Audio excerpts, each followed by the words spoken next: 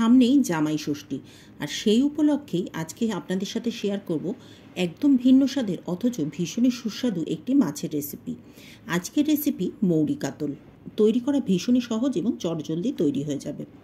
এর জন্য প্রথমেই কড়াইতে তেল গরম করে আমি মাছটা ভেজে নিচ্ছি।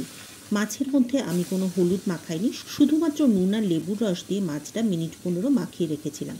মাছগুলোকে খুব কড়া করে ভাজা যাবে না, মাছগুলোকে একটু হালকা করে ভাজতে হবে। মাছের এক পিঠটা ভাজা হয়ে গেলে উল্টে নিয়ে অপর পিঠটাও ভেজে নিচ্ছি। মাছগুলো ভাজা হতে থাক, ততক্ষণ তৈরি করে নেব একটা মশলা। যেহেতু মৌরি কাতল তাই মৌরি তো লাগবেই, সেই জন্য একটা মিক্সির বাটির মধ্যে নিয়েছি 2 টেবিল চামচ মৌরি আর 1 চামচ চিনি। এই রান্নাটা একটু মিষ্টি মিষ্টি হয়, তাই মৌরি আর চিনি একসাথে দিয়ে গুঁড়ো করে নিচ্ছি। চিনিটা দিলে মৌরিটা খুব ভালোভাবে গুঁড়ো হয়ে যায়। বানিয়ে নিতে হবে আরও একটা মশলা।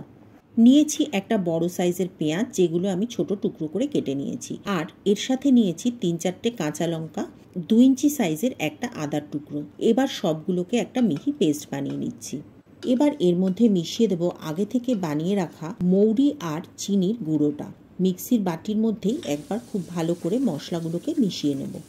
এদিকে দেখুন মাছগুলো ভাজা হয়ে গেছে, মাছগুলোকে তুলে রাখছি। মাছগুলোকে তুলে রেখে এবার কড়াইয়ে থাকা অবশিষ্ট তেলের মধ্যে ফোড়ন দেব 3-4টে ছোট এলাচ। ফোড়নের সুন্দর গন্ধ বেরোলে পরে তারপরে এর মধ্যে দিয়ে দেব তৈরি করে থাকা মশলার পেস্টটা দিয়ে একদম লো ফ্লেমে এবার খুব ভালো করে মশলাটাকে কষিয়ে নিতে হবে। চ্যানেলে আরও নানা রকম মাছ এবং মাংসের রেসিপি আপলোড করা আছে, যদি দেখতে চান তাহলে ডেসক্রিপশন বক্সের লিঙ্কে গিয়ে ক্লিক করে দেখতে পারেন, অথবা কমিউনিটি পোস্টেও আমি দিয়ে দেব। সেই কমিউনিটি পোস্টের লিঙ্কে ক্লিক করলেও আপনারা সেই রেসিপিগুলি দেখে নিতে পারবেন। এদিকে দেখুন মশলাটা খুব ভালোভাবে কষানো হয়ে গেছে। মশলা থেকে যখন তেল ছাড়তে শুরু করবে তখন মশলার মধ্যে দিয়ে দেব সামান্য একটু জল, আর এরই সাথে দিয়ে দেব স্বাদ মতো নুন আর জলটা দিয়ে এবার মশলা আর জলটাকে খুব ভালো করে মিশিয়ে নিচ্ছি। মশলার সাথে জলটা খুব ভালো করে মিশিয়ে নেওয়ার পরে তারপরে এর মধ্যে দিয়ে দেব আগে থেকে ভেজে রাখা মাছগুলো দিয়ে এবারে আগুনটা কমিয়ে এটাকে চাপা দিয়ে কিছুক্ষণ ফুটিয়ে নেব ততক্ষণ যতক্ষণ না ঝোলটা একটু গা মাখা হয়ে আসছে। মিনিট 10 বাদে একবার ঢাকনা খুলে দেখে নেব মাছগুলোর কী অবস্থা। দেখুন ঝোলটা বেশ গামাখা হয়ে এসেছে, অর্থাৎ মাছের ঝোলটা একদম তৈরি। এবারে আগুনের আঁচটা বন্ধ করে দিয়ে এটাকে নামিয়ে নিচ্ছি। মাছটা নামিয়ে নিয়ে এবারে সার্ভ করে নেব একটা সার্ভিং প্লেটের মধ্যে।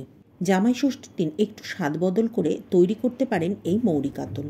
আজকের রেসিপিটি কেমন লাগলো কমেন্ট করে অবশ্যই জানাবেন, আর যদি ভালো লাগে তাহলে লাইক করে একটা শেয়ার করে দেবেন। যদি চ্যানেলে নতুন হন তাহলে চ্যানেলটি সাবস্ক্রাইব করে পাশে থাকা বেল বাটনটি ক্লিক করে দেবেন, আর যদি ফেসবুক পেজ থেকে দেখেন তাহলে পেজটি ফলো করে নেবেন। তাহলে আজ এ পর্যন্তই, পরের দিন আবার দেখা হবে নতুন রেসিপি নিয়ে নতুন ভিডিওতে।